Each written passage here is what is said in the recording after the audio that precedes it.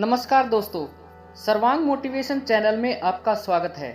दोस्तों, जीवन में कई बार हमें बहुत ही अहम फैसले लेने पड़ते हैं।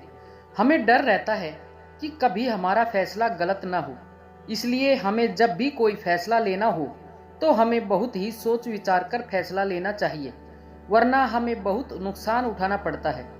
दोस्तों, आज की इस बोध कहानी को सुनने के बाद आप कभी गलत फैसला नहीं लोगे, इसलिए कहानी को अंत तक अवश्य सुनना। तो चलिए कहानी शुरू करते हैं। बहुत समय पहले की बात है। एक छोटे से राज्य में एक बौद्ध भिक्षु रहा करते थे। सभी जगहों पर उनके ज्ञान के बहुत ही चर्चे थे। हों भी क्यों ना, वे बहुत बड़े ज्ञानी थे। उनके ज्ञान के चर्चे उस राज्य के निकट के सभी राज्यों में होते थे। उनके पास लोग दूर दूर से आते थे ताकि अपनी समस्याओं का समाधान प्राप्त कर सकें। उस बौद्ध भिक्षु के पास कोई कैसी भी कठिन समस्या लेकर क्यों न आए, वह समस्या का समाधान जरूर करते थे।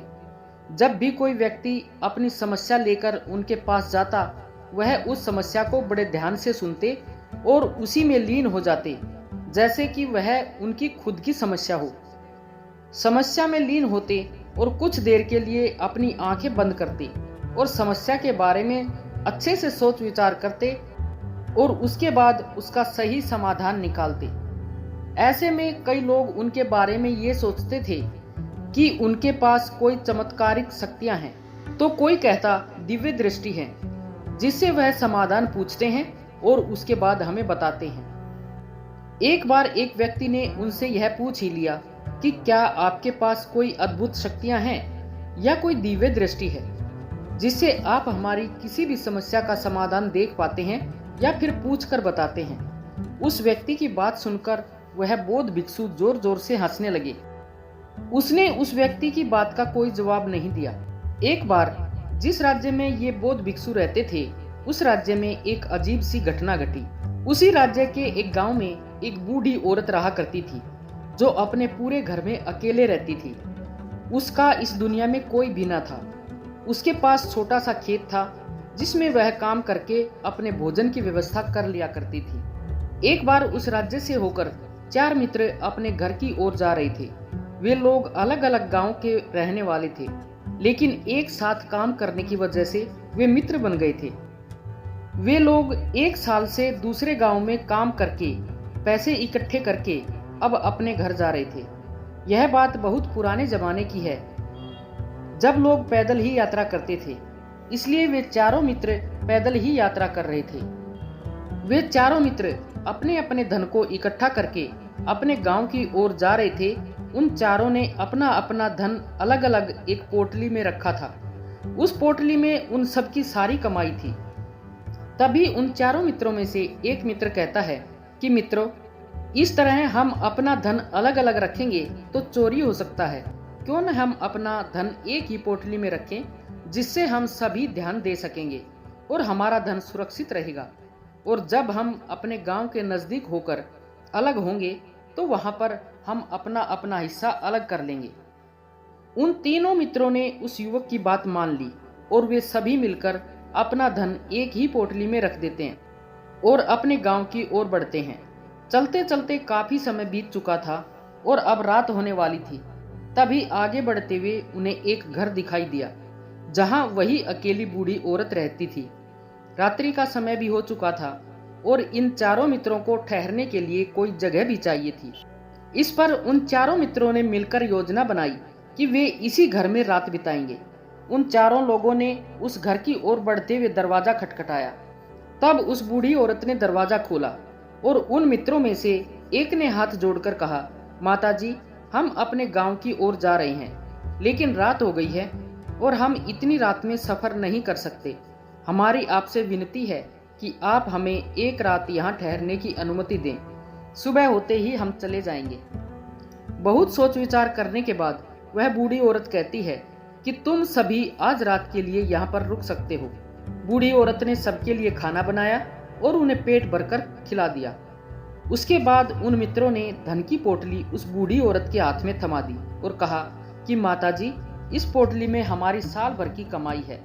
हमने अब तक का सब धन इसमें रखा है और अब हम इसे आपको सौंप रहे हैं। क्योंकि यह चारों से अधिक आपके पास सुरक्षित रहेगा।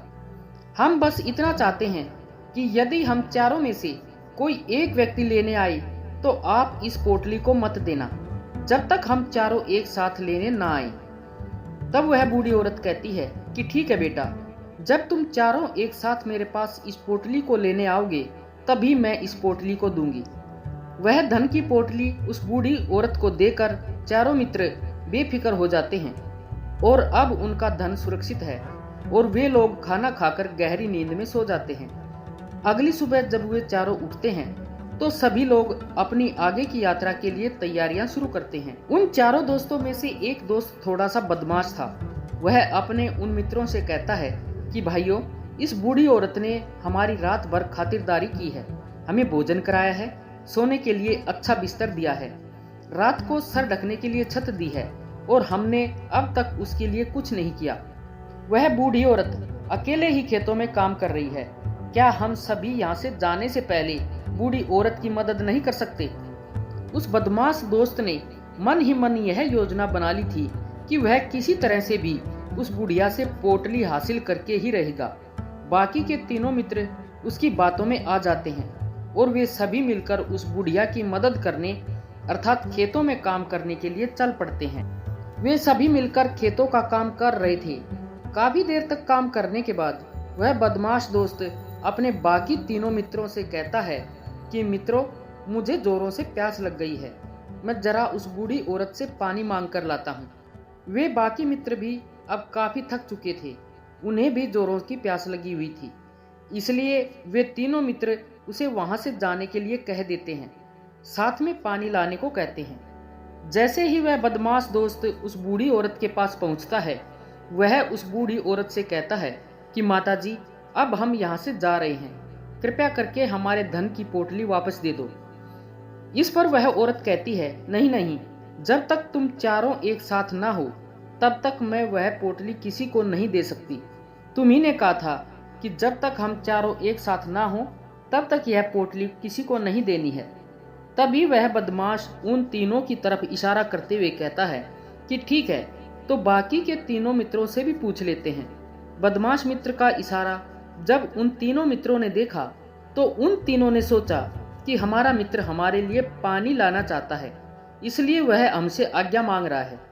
तभी उन तीनों मित्रों ने इशारे में कहा, ठीक है, ले आओ। यह देखकर बुढ़िया को लगने लगा कि अब चारों यहाँ से जा रहे हैं और ये अपनी पोटली मांग रहे हैं, इसलिए बुढ़िया ने पोटली लाकर उस बदमाश दोस्त के हाथ में रख दी।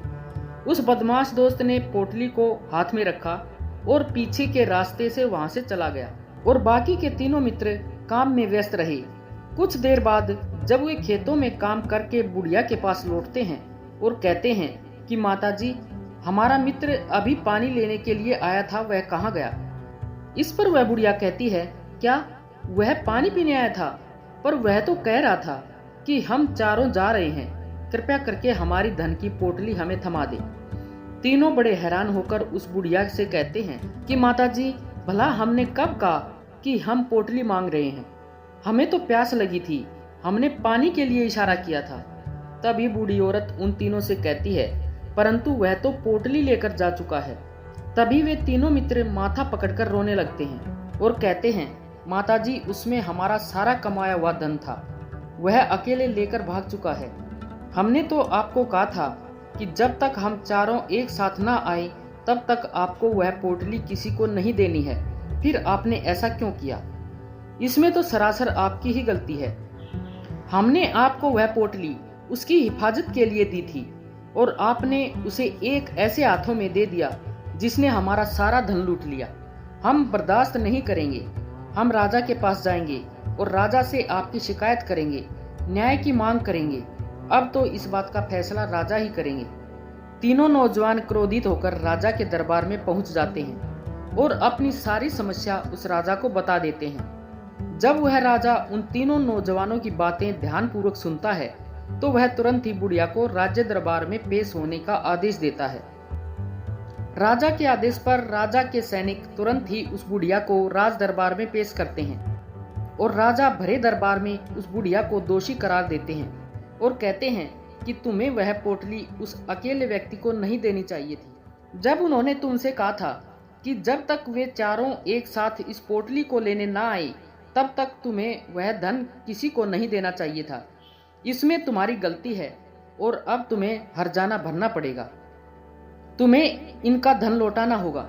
राजा का यह आदेश सुनकर बूढ़ी औरत फूट फूट कर रोने लगती है और राजा से मदद की गुहार लगाती है और कहती है, हे राजन, मैं तो एक बूढ़ी औरत हूँ और मेरे पास इतना धन नहीं है और ना ही मेरे घर में कोई ऐसा है जो धन कमाता हो।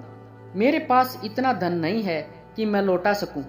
मैं तो अकेली हूँ, बेसहारा हूँ। कृपया मुझ पर रहम करें। लेकिन राजा उस औरत की एक नहीं सुनता और वह औरत रोते हुए अपने घर की ओर जा रही थी। आखिर मैं इतना धन कहाँ से लाऊं और उन लोगों को यह धन कैसे लौटाऊंगी? मेरे पास इतना धन नहीं है। मैं क्या करूं, कैसे करूं? कहाँ से लाऊं इतना धन? अगर मैंने उनका धन नहीं लौटाया तो राजा मुझे मार डालेगा। इसमें मेरी भी गलती है। जब उन चारों ने मिलकर कहा था कि जब तक हम चारों एक साथ ना हों तब तक वह पोटली किसी को नहीं थमानी है, फिर भी मैंने वह पोटली केवल एक व्यक्ति को थमा दी, तो इसमें मेरी ही गलती है। ये सारी बातें सोचते सोचते वह अपने घर की ओर जा रही थी। तभी उस बुढ़िया औरत को वही बौद्ध भिक्षु मिले जो बड़ी ही आसानी से किसी भी समस्या का समाधान करते थे। तब बौद्ध भिक्षु बुढ़िया औरत से पूछते हैं, क्या बात है बेटी, क्यों परेशान हो और रो क्यों रही हो? इस बात पर वह बुढ़िया संत को सारी बातें बता देती है। उसके बाद कहती है, हे महाराज, इसमें गलती तो मेरी ही है। उन्होंने तो कहा था कि जब तक हम चारों एक साथ ना आए तब तक पोटली किसी को भी मत देना।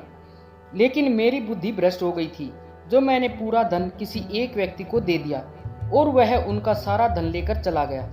लेकिन अब मुझे समझ नहीं आ रहा कि मैं इतना धन कहाँ से लाऊं और कैसे जुटाऊं। राजा ने अब तो आदेश भी दे दिया है कि मुझे धन लौटाना पड़ेगा। अब मैं इसी संकट में हूँ कि इतना सारा धन कहाँ से लाऊं। वह भिक्षु उस बुढ़िया औरत से कहते हैं कि तुम रो मत, मैं कोई न कोई रास्ता निकालता हूँ। इतना कहकर वह संत वहीं पर बैठ जाते हैं और कुछ देर के लिए आंखें बंद करके सोचते हैं और मौन रहकर समस्या का समाधान निकालते हैं। बहुत सोचने के बाद वे आंखें खोलते हैं और कहते हैं, बेटी, राजा का फैसला गलत है। तुमने जो किया उसमें तुम्हारी कोई गलती नहीं है। यह सुनकर बुढ़िया एकदम चुप सी हो गई और सोचने लगी कि आखिर राजा का फैसला गलत कैसे हो सकता है। वह तो सबका न्याय करते हैं, तो मेरे साथ गलत कैसे कर सकते हैं। उस संत और बुढ़िया की बात आसपास खड़े सभी लोग सुन रहे थे। वे लोग भी अचरज में थे कि राजा का फैसला गलत कैसे हो सकता है।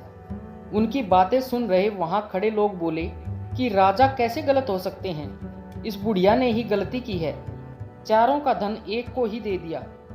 ऐसे में इस बुढ़िया को उनका धन तो लौटाना ही चाहिए। तभी वह संत उस बूढ़ी औरत से कहते हैं कि जाओ और राज दरबार में कह दो कि आपका फैसला गलत है। पहले तो बुढ़िया इतनी हिम्मत नहीं जुटा पा रही थी कि वह भरे राज दरबार में जाकर यह कह सके कि आपका फैसला गलत है। संत के फिर कहने पर वह राज दरबार लौटी और डरते डरते बोली, हे राजन, आपका फैसला गलत है। इतना कहकर वह राजा को सारी बात सच सच बता देती है। उस बुढ़िया की बात सुनकर राजा बहुत क्रोधित हुआ और उस बुढ़िया से कहा कि कौन है वह संत जिसने मेरे फैसले को गलत बताया है? क्या उन्हें लगता है कि मैंने सही निर्णय नहीं लिया? मैं प्रतिदिन कई निर्णय लेता हूँ, लेकिन आज तक किसी ने नहीं कहा कि मेरा फैसला गलत है।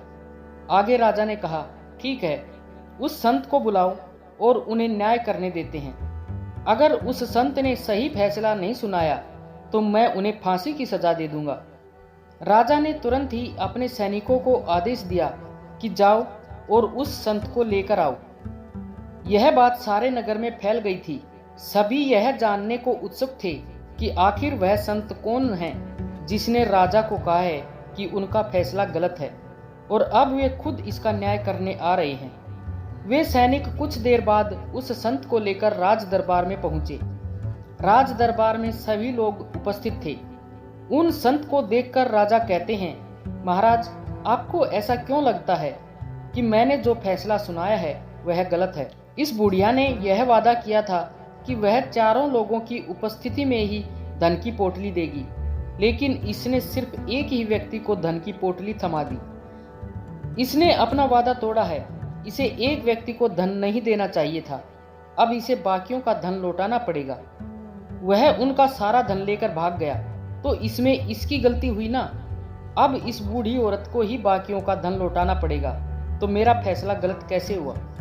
इसके बाद बौद्ध भिक्षु बड़ी विनम्रता से कहते हैं कि हे राजन, यह आपका फैसला था, लेकिन मैं आपसे कुछ कहना चाहता हूँ। इस पर राजा कहते हैं कि ठीक है, कहिए, आप क्या कहना चाहते हैं? तब वह साधु बड़ी विनम्रता से कहता है कि राजन, जैसा कि वादा किया गया था कि पोटली इन चारों मित्रों की उपस्थिति में ही दी जाएगी, और अभी ये यहाँ केवल 3 मौजूद हैं। चौथा कहाँ है? इनसे कहिए कि ये तीनों मित्र अपने चौथे मित्र को वापस लेकर आएं, तभी इनका धन वापस किया जाएगा। वादा भी वैसा ही किया गया था कि जब तक चारों एक साथ ना हो तब तक धन वापस नहीं करना है। अगर यह बूढ़ी औरत धन लौटा देती है तो अपना वादा तोड़ देंगी। यह भी तो सही नहीं है। यदि आप चाहते हैं इनका धन वापस लौटाया जाए तो इनसे कहिए कि पहले जाएं और अपने मित्र को वापस लाएं। उस राज दरबार में बैठे सभी लोग इस फैसले को सुनकर बहुत ही खुश हुए और संत की हाँ में हाँ मिलाने लगे। सभी उस संत की समझदारी की तारीफ कर रहे थे। राजा तुरंत ही उस संत के सामने सर झुका लेता है और हाथ जोड़कर कहता है कि हे महाराज, आपका यह फैसला इतना सही कैसे हो सकता है? आखिर यह बात मेरे दिमाग में क्यों नहीं आई? मैंने इस बात को लेकर इस तरह सोचा क्यों नहीं? तभी वह साधु उस राजा से कहते हैं कि हे राजन, आपके पास और भी कई काम होते हैं। आप दिन भर व्यस्त रहते हैं और आपको जल्दबाजी में फैसले लेने पड़ते हैं। आपने इस मामले को सुना, समझा, लेकिन इसे देखने में आप गलती कर गए। इसे आपने ऊपरी तौर पर देखा, आपने इसकी गहराई तक जाने का प्रयास नहीं किया। यदि आपने इस मामले को गहराई से देखा होता और समझा होता तो आप भी इस नतीजे पर आते। जब तक हम किसी मामले की गहराई तक नहीं जाते तब तक हम उसका सही समाधान नहीं निकाल सकते। हम में अधिकांश लोग तो अपने फैसले केवल जल्दबाजी में ही लेना चाहते हैं, भले ही वह मामला कितना भी गंभीर क्यों न हो। हमें तो बस अपना हक चाहिए, हमारा नाम होना चाहिए, भले ही वह फैसला हमारे लिए नुकसानदायक क्यों न हो। लेकिन हम तो उस मामले की गहराई तक जाने की सोचते तक भी नहीं। राजा उस संत से कहता है कि हे महाराज, क्या आपके पास कोई दिव्य शक्तियां हैं? क्या आपके पास कोई ऐसी चमत्कारी शक्तियां हैं जिससे आप सवाल करते हैं और वह आपको समाधान बताती है, जिसके कारण आप सही फैसला ले पाते हैं? इस बात पर वे मुस्कुराते हुए कहते हैं कि हे राजन, यह सवाल हमसे अब तक कई लोगों ने पूछा है और हमने किसी को आज तक उत्तर नहीं दिया, लेकिन आप हमारे राज्य के राजा हैं, इसलिए मैं आपको इस प्रश्न का उत्तर देता हूँ। मेरे पास कोई भी ऐसी दिव्य या चमत्कारी शक्तियाँ नहीं हैं। मैं हर बात को केवल गहराई तक सोचता हूँ और विचार करता हूँ, और जब मैं विचार करता हूँ तब मेरे सामने कई सारे समाधान आते हैं। फिर मैं उन समाधानों पर कई बार विचार करता हूँ, तब मैं दूसरों को समाधान देता हूँ, क्योंकि किसी एक इंसान का लिया हुआ गलत फैसला किसी इंसान का जीवन बर्बाद कर सकता है।